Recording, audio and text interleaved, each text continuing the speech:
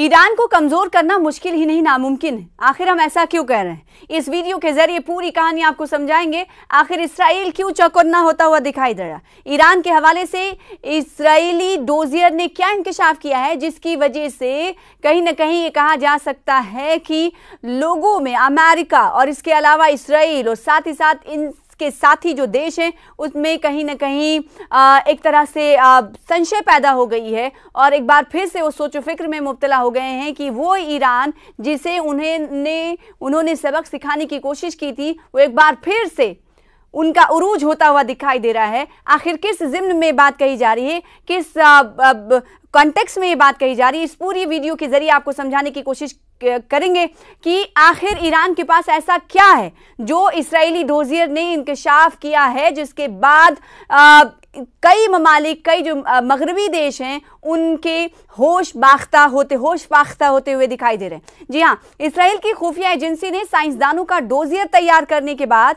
इन्हें मारने के ऑपरेशन की शुरुआत कर दी है। अब ऐसा हुआ क्यों? हुआ ये कि इसराइल ने एक डोजियर दिया है। एक डोजियर में इंकशाफ हुआ है कि ईरान के पास 85 से ज्यादा न्यूक्लियाई साइंसदान मौजूद हैं। न्यूक्लियर साइंसदान मौजूद है, इसका मतलब आप अंदाजा लगा सकते हैं वो न्यूक्लियर साइंसदान जो पिछले दिनों हमने देखा था कि उन्हें मारा गया था। पूरे ईरान में हमने देखा था कि गम और गुस्से का इजहार किया जा रहा था और इस ऑपरेशन हैमर में उनकी मौत हुई थी। और वो न्यूक्लियर साइंसदान जो यूरेनियम की आफजूदगी में और जो अलग अलग सैन्य ठिकाने हैं ईरान के, उन्हें खड़ा करने में इन्होंने कलीदी किरदार निभाया है। तो इनकी तादाद कम नहीं हो रही है। यानी ईरान ये कह रहा है, ये दिखा रहा है कि कई को अगर आप 6 को मारोगे तो हमारे 16 साइंसदान और तैयार रहेंगे। ये इससे अंदाजा लगाया जा सकता है। और ये डोजियर कौन दे रहा है? इसराइल ने एक डोजियर में पर्दाफाश किया, इंकशाफ किया है कि ईरान के पास अभी मौजूद है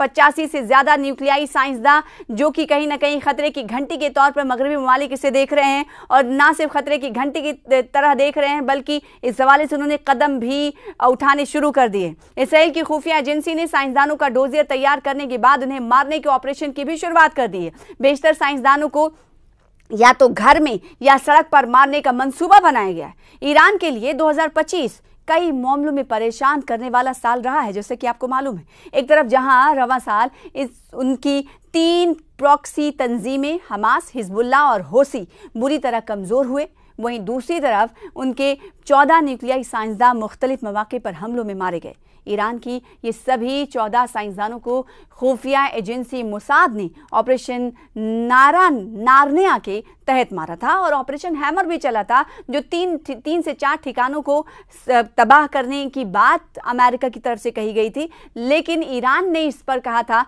कि भले ही कोशिश की गई उन्हें मिटाने की, लेकिन कामयाबी ज़्यादा तक नहीं मिली है। हमारा यूरेनियम अफजूदगी का जो काम है वो थोड़ा पीछे चला गया लेकिन उसे ख़त्म नहीं किया जा सका है। ये कहीं ना कहीं ईरान के लिए बहुत बड़ी बात थी। ईरान के आला रहनुमा अली खामनेई ने भी ये बात कही थी। अब आपको बताएं कि 14 साइंसदानों को खुफिया एजेंसी मोसाद ने ऑपरेशन नारनिया के तहत मारा था उस वक्त। हालांकि अब भी ईरान के पास 85 से ज्यादा न्यूक्लियर साइंसदान जिंदा हैं जो अमेरिका और इसराइल के लिए फिक्रंगेज हैं। जैसे कि हमने आपको अब से कुछ देर पहले कहा था, फिक्रंगेज यूं क्योंकि होश बाख्ता हो रहे हैं कि एक तरफ जहां इन मगरबी ममालिक की कोशिश ये हो रही है कि इन न्यूक्लियर साइंसदानों को ख़त्म किया जाए, इन्हें आगे बढ़ने नहीं दिया जाए, इन्हें मार दिया जाए, और दूसरी तरफ इनकी फहरिस्त में इजाफा होता हुआ दिखाई दे रहा है। इस बात का इंकशाफ खुद इसराइल के एक डोजियर किससे कहते हैं ये भी आपको बता दें। डोजियर दरअसल एक दस्तावेजात होता है, उसका मजमुआ होता है, उसे डोजियर कहा जाता है। वॉशिंगटन पोस्ट की एक रिपोर्ट के मुताबिक दिसंबर 2024 के दौरान शाम में बशर अल असद का तख्ता पलट हुआ। इसके बाद मोसाद को ईरान में ऑपरेशन चलाने के लिए फाल किया गया। मोसाद ने ईरान के 100 न्यूक्लियाई साइंसदानों का डोजियर तैयार किया और इन साइंसदानों को मारने के लिए मकामी सतह पर लोगों की तैनाती भी हुई। इसराइल की खुफिया एजेंसी ने साइंसदानों का डोजियर तैयार करने के बाद ऑपरेशन की शुरुआत की। बेशतर साइंसदानों को या तो घर में या रास्ते पर मारने का मंसूबा बनाया गया है। हर साइंसदान को मारने के लिए अलग अलग लोग मुकर्रर किए गए। बेशतर लोग ईरान के ही रहने वाले थे। मोसाद ने ईरान के न्यूक्लियाई साइंसदानों को मारने के लिए स्नाइपर बंदूक, ड्रोन और बम का इस्तेमाल किया। रिपोर्ट में बताया गया है कि पहले इन साइंसदानों को मारने की कोशिश की गई जो लिस्ट में टॉप पर थे। उन साइंसदानों को मारने की कोशिश की गई जो लिस्ट में टॉप पर थे। हालांकि ऑपरेशन शुरू होने के बाद ईरान ने कुछ बड़े साइंसदानों को अंडरग्राउंड कर दिया था। ये उस ऑपरेशन की बात हो रही है, ऑपरेशन हार्निया की बात हो रही है कि उस वक्त कैसे इजराइल की तरफ से लिस्ट बनाई गई थी और उसके बाद जो लिस्ट में टॉप साइंटिस्ट थे उन्हें मारने के लिए अहकाम जारी किए गए थे और किस तरह से उन्हें मारा जाए इसको लेकर रणनीति अपनाई गई थी। और जब ईरान को इस हवाले से पता चला तो बड़े साइंसदानों को अंडरग्राउंड कर दिया गया था, कुछ को फौरन फौजी हेडक्वार्टर के पास खुफिया मकामात पर भेज दिया गया था। ये 2024 की बात हो रही। बताया जाता है कि अगस्त 2025 में ईरान ने न्यूक्लियाई साइंसदान रोज़बी वादी को फांसी पर लटका दिया था। ईरान का कहना था कि उसने खुफिया जानकारी इसराइल को दी थी।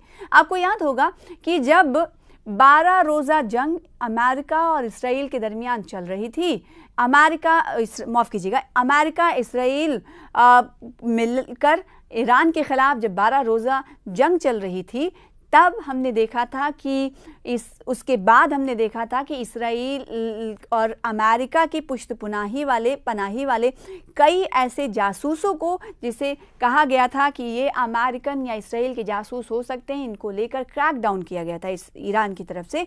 और इस क्रैकडाउन में कई ऐसे लोगों को गिरफ्तार किया गया था, जासूसों को गिरफ्तार किया गया था, जिस को ईरान ने कहा था कि ये हमारी संप्रभुता के लिए खतरा है, हमारी कौमी सलामती के लिए खतरा है और ये दरअसल ईरान की जानकारी को लीक कर रहे हैं, इसराइल को फराहम कर रहे हैं।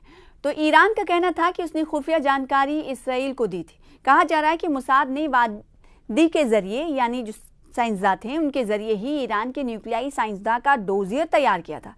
कहते हैं कि अब घर का भेद ही लंका ढाता है और यही कहीं ना कहीं ईरान और अमेरिका और इसराइल के दरमियान जब जंग चल रहा था, 12 रोज़ा जंग चल रही थी ईरान के खिलाफ, जिसकी मदद अमेरिका भी कर रहा था इसराइल के साथ मिलकर, तो उस वक्त डोजियर तैयार था और न्यूक्लियाई साइंसदानों के बारे में जानकारी हासिल करने के लिए मोसाद के अंडरकवर एजेंट तकरीबन 10 साल से तेहरान में फाल थे।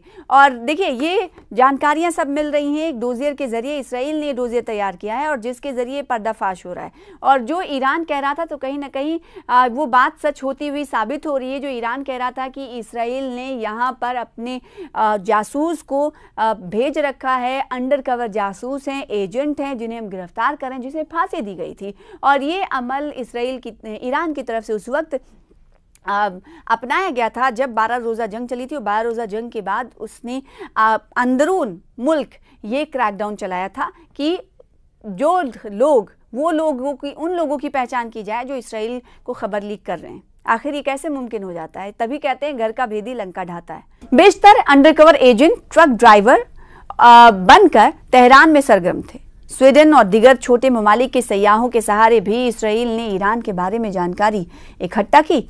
इसी बुनियाद पर ऑपरेशन नारायणा का मंसूबा तैयार किया गया। इसराइल ने इसके लिए अमेरिकी खुफिया एजेंसी CIA की भी मदद ली। बहरहाल इसराइल और अमेरिका के जरिए किए गए हमलों के बाद से ही ईरान का न्यूक्लियाई प्रोग्राम ठप है। बैनुल-अक़वामी न्यूक्लियाई निगरानी इदारे के मुताबिक जून 2025 से पहले ईरान ने यूरेनियम की 60% तक अफ़ज़ाइश कर ली थी। अगर ईरान यूरेनियम की 90% तक अफ़ज़ाइश कर लेता है तो वो न्यूक्लियाई बम आसानी से बना सकता है। दूसरी तरफ ईरान के वज़ीर ख़ारजा अब्बास अराग़ची के मुताबिक जिन मकामात पर हमला किया गया है, पहले उसकी सफाई होनी, उसके बाद ही आगे का फैसला लिया जाएगा।